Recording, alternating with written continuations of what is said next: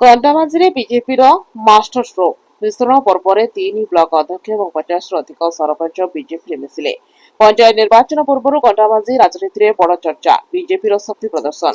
କଣ୍ଟାବାଞ୍ଜି ବିଧାନସଭା କ୍ଷେତ୍ରରେ ଭାରତୀୟ ଜନତା ପାର୍ଟି ବା ବିଜେପି ପକ୍ଷରୁ ଆୟୋଜିତ ବିଶାଳ ମିଶ୍ରଣ ପର୍ବ ରାଜନୈତିକ ମହଲରେ ବେଶ୍ ଚର୍ଚ୍ଚାର ବିଷୟ ପାଲଟିଛି। ବିଧାୟକ ଲକ୍ଷ୍ମଣ ବାଗଙ୍କ ନେତୃତ୍ୱରେ ଅନୁଷ୍ଠିତ ଏହି କାର୍ଯ୍ୟକ୍ରମରେ ବହୁ ସଂଖ୍ୟକ ଜନପ୍ରତିନିଧି ବିଜେପିରେ ଯୋଗଦେବା ଦଳ ପାଇଁ ଏକ ବଡ଼ ସଫଳତା ବୋଲି କୁହାଯାଉଛି।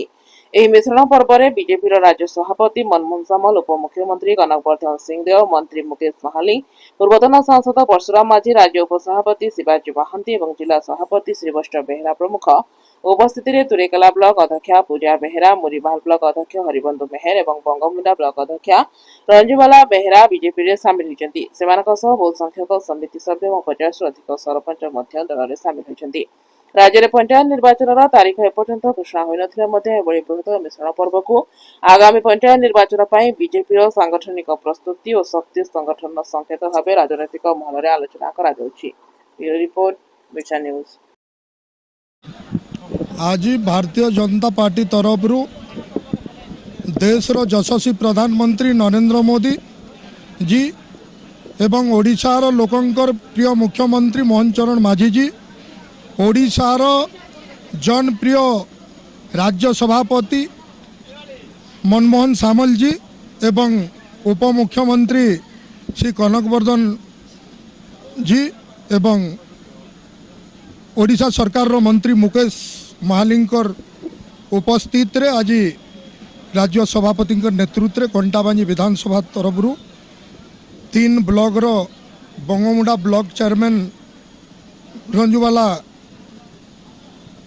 बेहरांकर सहित तांकर दल बल एवं तांकर पूरा समर्थित नहीं करी से आज विधिवत भाव रे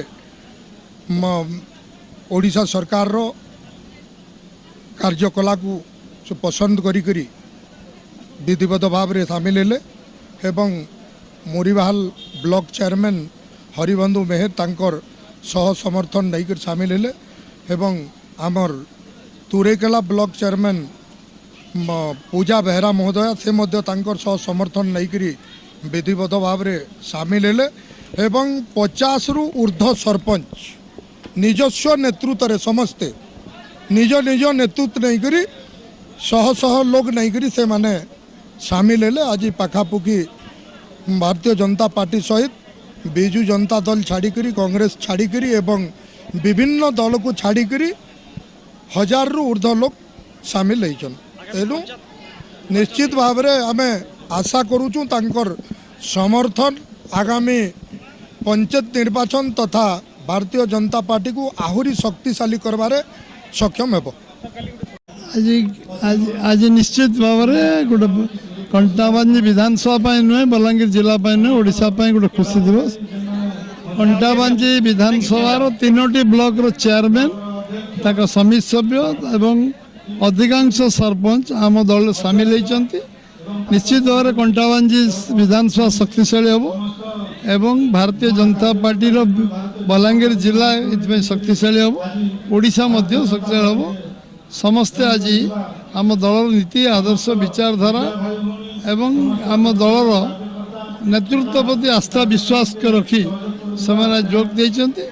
बलांगीर जिले में मत लगुच आज केवल जो मिश्रण पर्व जो वातावरण नहीं समस्ते जो उत्साह उद्दीपना अच्छा नूतन उत्साह उद्दीपना से मिल दल कार्य से सक्रियता सहित करेंगे विश्वास मोर अच्छी।